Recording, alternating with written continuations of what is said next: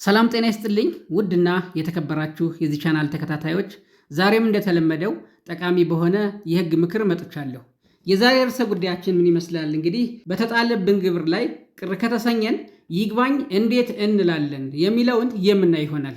እንግዲህ በዚህ ቪዲዮ በተጣለብን ግብር ላይ ወይም ታክስ ላይ ቅር ከተሰኘን ከመጀመሪያው ከቅሬታ ሰሚ እስከ ፌዴራል ጠቅላይ ፍርድ ቤት ያለውን የይግባኝ ሙሉ ፕሮሰሱን የምናይ ይሆናል። ቪዲዮውን እስከ መጨረሻው ተከታተሉት። እንግዲህ በፌዴራል የታክስ አስተዳደር አዋጅ ቁጥር 983/2008 መሰረት በተጣለብን ታክስ ላይ ቅሬታ ካለን ይግባኝ እንዴት እንደምንል ተዘርዝሮ ይገኛል ማለት ነው። በመሆኑም እንግዲህ መጀመሪያ በተጣለብን ግብር ላይ ወይም ታክስ ላይ ቅር ከተሰኘን ቅሬታችን መጀመሪያ የምናቀርበው ለማን ነው ማለት ነው? ለገቢዎች ቢሮ ነው ማለት ነው። ቅሬታችን ለማን እናቀርባለን? ለገቢዎች ቢሮ እናቀርባለን ማለት ነው። የገቢዎች ቢሮ እንግዲህ ቅሬታችን ሲደርሰው በ180 ቀናት ውስጥ ውሳኔ መስጠት አለበት። በ180 ቀናት ውስጥ ውሳኔ መስጠት አለበት ማለት ነው።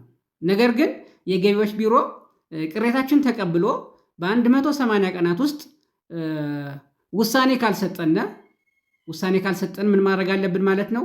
ይሄ 180 ቀን ካለቀበት ቀን ጀምሮ በ30 ቀናት ውስጥ ይግባኛችን ለታክስ ይግባኝ ኮሚሽን ማቅረብ አለብን ማለት ነው። ስለዚህ ገቢዎች ቢሮ በሰጠው ውሳኔ ቅር ከተሰኘን ለማን ነው የምናቀርብ ማለት ነው? ይግባኛችን ለታክስ ይግባኝ ኮሚሽን እናቀርባለን ማለት ነው።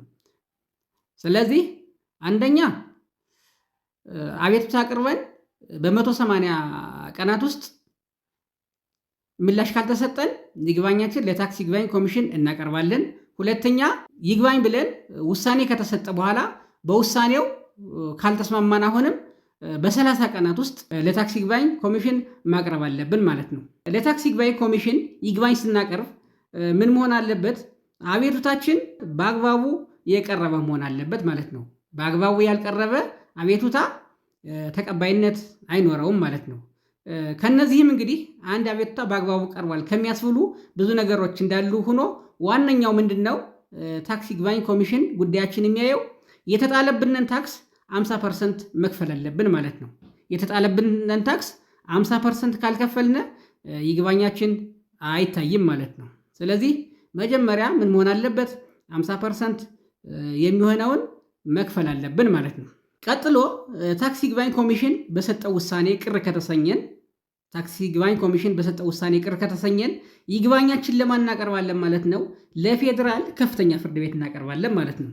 ይግባኛችን ለፌዴራል ከፍተኛ ፍርድ ቤት እናቀርባለን ማለት ነው። እንዲህም ሲሆን የኮሚሽኑ የውሳኔ ማስታወቂያ በደረሰን በ30 ቀን ውስጥ ነው ይግባኝ የምንል ማለት ነው። እንግዲህ ለፌዴራል ከፍተኛ ፍርድ ቤት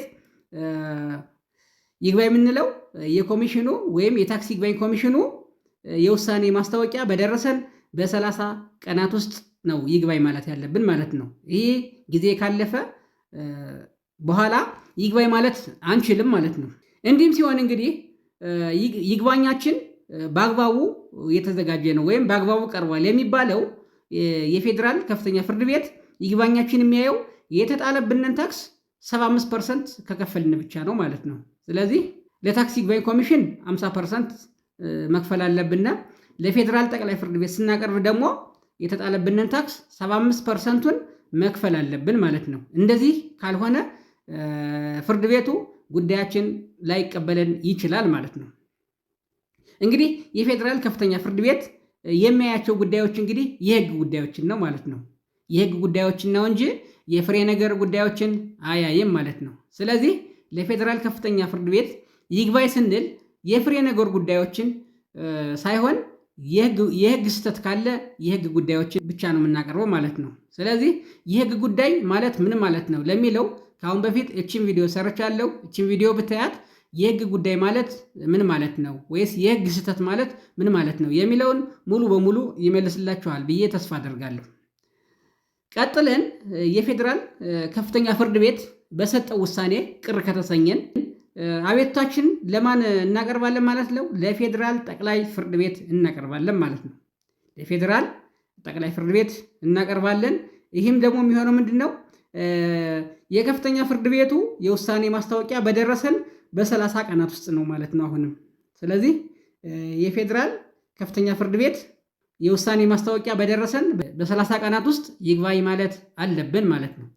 እንግዲህ እስካሁን ያየናቸው በፌዴራል የታክስ አስተዳደር አዋጅ ቁጥር 983 ዝባር 2008 ከአንቀጽ 54 እስከ አንቀጽ 58 ተደንግገው ይገኛሉ ማለት ነው እነዚህ ያየናቸው። ስለዚህ ባጭሩ ምን ማለት ነው እንግዲህ በግብር አከፋፈል ላይ ቅር የተሰኘ ሰው መጀመሪያ አቤቱታውን ለማን ነው የሚያቀርብ ማለት ነው?